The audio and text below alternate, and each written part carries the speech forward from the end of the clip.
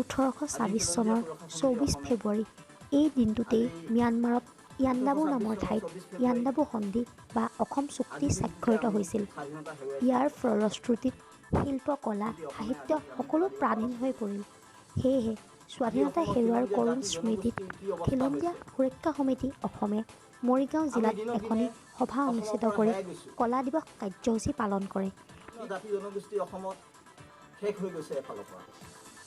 উপস্থিত থাকে খিলঞ্জীয়া সুৰক্ষা সমিতি অসমৰ কেন্দ্ৰীয় সম্পাদক ৰাজপাপা অসম, জিলা সভাপতি ৰাজকুমাৰ নাথ, সম্পাদক পিকু বনিয়া আৰু সংগঠনৰ বিষয়াসকল।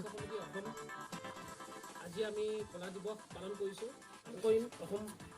অসমৰ ৰাইজক যে আমি চব এক হৈ আমি অসমীয়া খিলঞ্জীয়া সকল আমি যিবিলাক ভূমিপুত্ৰ জাতি জনগোষ্ঠী চব এক হৈ আমি অসমৰ যোনটো আমাৰ অধিকাৰ আমি হেৰাইছিলোঁ সেই অধিকাৰটো আমি পাবৰ কাৰণে আমি তাৰ হকে আমি লাগিব লাগে। আমি ভাগ একো কৰিব নোৱাৰোঁ, গতিকে চব আমি এক হৈ পেলাই আমি সেই অধিকাৰটো পাবৰ কাৰণে আমি চেষ্টা কৰিব লাগিব আৰু আমি চবে এক হ'ব লাগিব। এক হ'লেহে আমি সেই অধিকাৰটো পাম বুলি আমি আশা কৰোঁ।